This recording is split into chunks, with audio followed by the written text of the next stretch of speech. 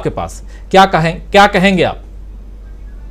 बिल्कुल, हिमाचल प्रदेश से ज्यादा खराब हालत लगती है बीजेपी की, और ये बीजेपी के एक्शन या रिएक्शन से पता चलता है।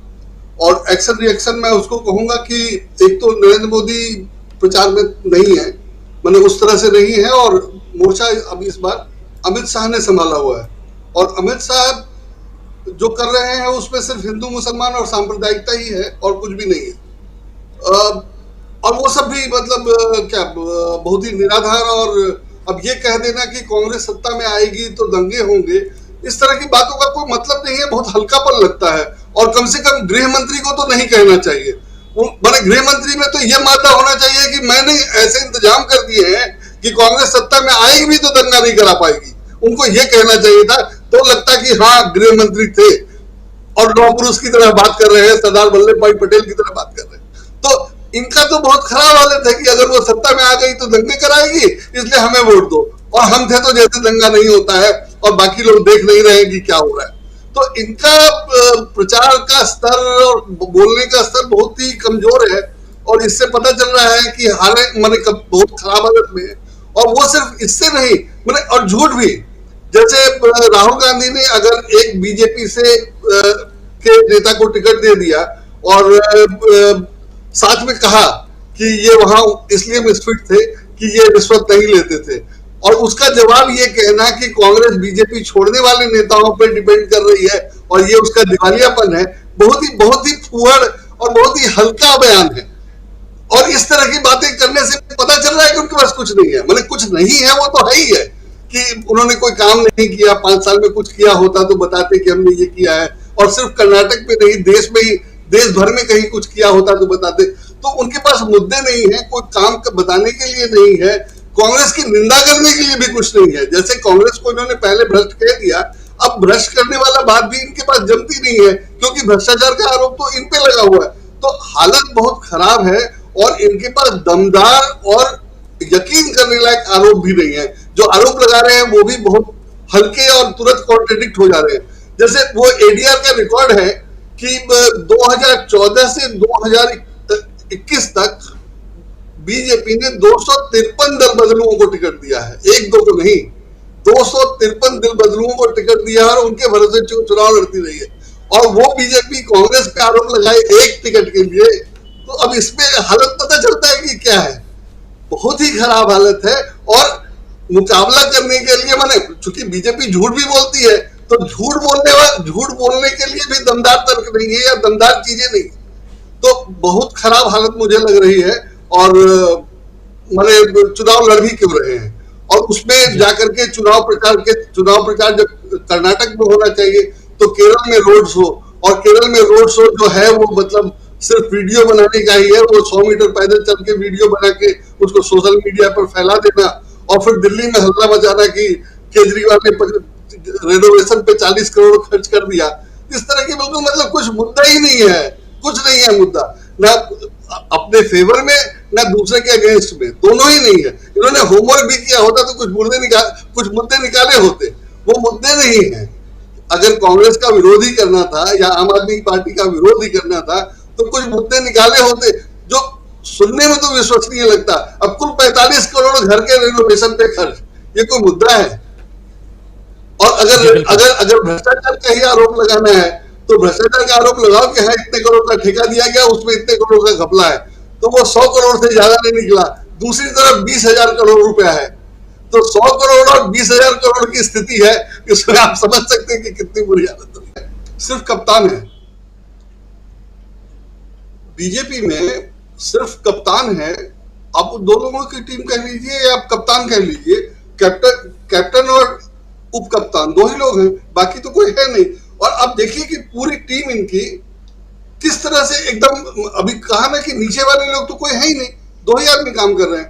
भाई इलेक्शन लड़ा जाएगा तो कर्नाटक के लिए कर्नाटक की टीम होगी, जैसे कांग्रेस की लड़ रही है, कांग्रेस की कर्नाटक की टीम। अभी मैं एक वीडियो देख रहा था, मोदी जी ने कहा था कि कांग्रेस किसी गांधी परिवार से बाहर के किसी व्यक्ति को अध्यक्ष बना दे और तब मैं मान लूंगा वगैरह, जैसे मोदी जी बोलते हैं वैसे बोल रहे थे। और उसके साथ ये दिखाया गया कि अब तो मतलब गांधी परिवार के नहीं, मल्लिकार्जुन खड़गे कांग्रेस के अध्यक्ष है। तो मोदी जी का जो मुद्दा था कांग्रेस के खिलाफ, भ्रष्टाचार, उसका कोई आधार नहीं था। गांधी परिवार, वो इन लोगों ने दिखा दिया। अच्छा शासन देना या अच्छा प्रशासन देना, वो है नहीं। टीम इनके पास है नहीं। तो जो इनकम्पिटेंसी है वो सब तो दिख ही रहा है, था भी। उसके बावजूद जनता ने चुना था कि शायद ये पावर में आएंगे तो कुछ करेंगे, कुछ लोग जुड़ेंगे, लोग जुड़े भी। लेकिन सबको मिला के भी ये अच्छा गवर्नेंस तो नहीं दे पाए। और हिंडनबर्ग की रिपोर्ट के बाद या राहुल गांधी की यात्रा के बाद कहिए कि धीरे धीरे इनके खिलाफ लोग बोलने लगे या लोग आने लगे। सतपाल मलिक उसमें शामिल है। लेकिन वो राहुल गांधी की पदयात्रा के बाद ही हुआ, और राहुल गांधी की पदयात्रा की बात जैसे चली थी वैसे ही नेशनल हेराल्ड का केस आ गया था। तो इनकी योजना तो थी ही कि राहुल गांधी को बोलने नहीं देना है। जो लोग बोल रहे थे उन सब लोगों को रोकने का, बंद करने का सब इंतजाम तो ये करते रहे थे। गुजरात में कोर्ट की क्या हालत है वो अब दिखाई दे रहा है। तो इन लोगों ने शासन के नाम पे किया क्या है वो बहुत क्लियर है। और पहले कहा जाता था कि शायद 2024 का इलेक्शन होगा ही नहीं। 2024 के इलेक्शन की बात तब चली जब ये लगभग श्योर हो गया कि 2024 तो ये क्लियरली जीत रहे हैं। बदली है, हालात बदले हैं बहुत बाद में, और अब ये स्थिति हो गई कि 2024 का इलेक्शन नहीं करवाएंगे, ऐसा हो नहीं सकता है। लेकिन पहले तो यही लग रहा था कि 2024 का इलेक्शन होगा कि नहीं होगा, पता नहीं, शायद नहीं करवाएंगे, क्योंकि इन्होंने काम तो कुछ किया नहीं था। इलेक्शन जीतने के हालात तो थे ही नहीं। जो इन्होंने किया था उन सब की पोल खुल जाएगी, या वो सब इस तरह बुरी तरह फ्लॉप हो जाएगा। आप उसको जैसे भी देखिए, जो इन्होंने इंतजाम किए थे कि कोई कुछ बोलेगा नहीं, कोई विरोध नहीं कर पाएगा, वो सब बुरी तरह फ्लॉप हो गया है। और इसलिए इनसे संभाले नहीं संभल रहा है, और इन्होंने उसकी तैयारी नहीं की थी। अगर हिंदुत्व के दम पर ही जीतना है तो हिंदुत्व में यही कि कांग्रेस आएगी तो दंगा हो जाएगा। उसके मुकाबले प्रियंका गांधी का भाषण बहुत ही मैच्योर्ड है, बहुत ही बढ़िया से बहुत ही मैच्योर्ड पॉलिटिकल भाषण है। अगर हिंदुत्व की ही बात करनी है तो उसमें हिंदुत्व का क्या नहीं है? आशीर्वाद है, संयोग है, दादी है, 3 पुस्त है, 3 पुस्त को प्रणाम है, सब कुछ है। तो उस संस्कार है, सब कुछ है उसमें। वो हिंदुत्व ज्यादा बढ़िया से हो रहा है और दिखाई भी नहीं दे रहा है, कम से कम फुहड़ तो नहीं है, और बहुत बढ़िया से सारी बातें हैं। तो हिंदुत्व को और हिंदुओं को आकर्षित क्या करेगा? प्रियंका गांधी करेंगी। तो इनका ये कह देना कि दंगा करवाएगी कांग्रेस, वो सबको पता है कि दंगा कौन करवाती है। मैंने पिछली बार कहा था कि 70 से निखार उठा के दिखा लीजिए कि दंगा किसने करवाया, और जिसने करवाया उसको किसने फायदा दिया। वो रिकॉर्ड है, बोले सब जांच आयोग बनते रहे। अच्छा, पहले जांच वांच भी होती थी, अब तो वो भी कुछ नहीं होता। तो बहुत ही बुरा हाल है, और अब लगभग सब पोल खुल गई है। इनको उम्मीद नहीं थी कि लोग इस तरह से बोलने लगेंगे। मैंने अखबार में भी खबर नहीं छपती थी, टेलीविजन चैनल सबको ये कंट्रोल कर रहे थे। मीडिया को कंट्रोल करने के लिए या यूट्यूब को कंट्रोल करने के लिए उपाय देखिए, आईटी एक्ट में जो वो नियम है कि सरकार जो कहेगी उसको डाउन करना पड़ेगा, ये नियम ही बहुत ही गलत है। और उस पर कुणाल कामरा का केस है, सरकारी वकील दलील दे रहा है कि उसका लोकस स्टैंडिंग नहीं है। लोकस स्टैंडिंग की बात है या कानून की बात है या जनहित की बात है? मुझे तो लगता है कि ऐसे व्यक्ति को सरकारी वकील होना चाहिए कि नहीं होना चाहिए, ये मेरा लोकस स्टैंडिंग है कि उनको सरकारी वकील नहीं रहना चाहिए।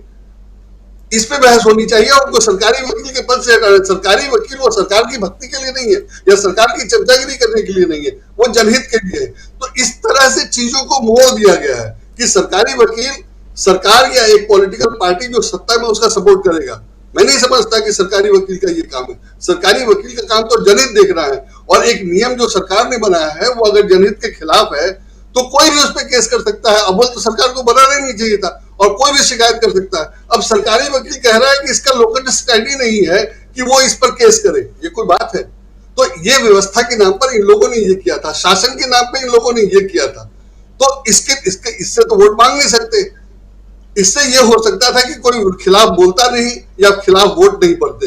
अब वो दोनों नहीं होने वाला है, और संभालना इनको आता नहीं है। भाई, नोटबंदी आपने किसी की सलाह पे कर दी, लेकिन उससे जो नुकसान हुआ उसको ठीक करने के लिए क्या करना है वो आपके पास एक्सपर्टीज नहीं है, और अगर है तो आपका इरादा नहीं है, आप जरूरत नहीं समझते उसके। तो दोनों तरह से देश का तो कबाड़ा कर दिया, देश का नुकसान ही किया है इन लोगों ने। तो ये अगर सबको, आवाम को नहीं समझ में आए, लोगों को लग गया कि मंदिर बन जाएगा तो वही बड़ा काम है, या मस्जिद गिरा दिया वही बहुत बड़ा काम था, तो मस्जिद गिराने के लिए आप कितने पुरस्कृत करेंगे, कितने दिन के लिए सत्ता सौंप देंगे? तो ये तो जनता देर से देर समझेगी ना। आखिर नौकरी रोटी सबको चाहिए, तो जब लोगों को नहीं मिल रहा है तो ये बातें साफ हो रही है। और उसमें जब कांग्रेस की एक्सपर्टीज या उसका अनुभव आ रहा है तो वो दिखाई दे रहा है कि ये तो चारों खाने चित है। लगभग वैसी ही स्थिति है कि लगभग चारों खाने चित है और कांग्रेस जो चाह रही है वो कर रही है और वो कन्वे हो रहा है। और इनका और ये जो कहना चाह रहे हैं उसका बिल्कुल उल्टा असर हो रहा है। तो ये मतलब ये होना ही था, लेकिन हो गया, ये संयोग है।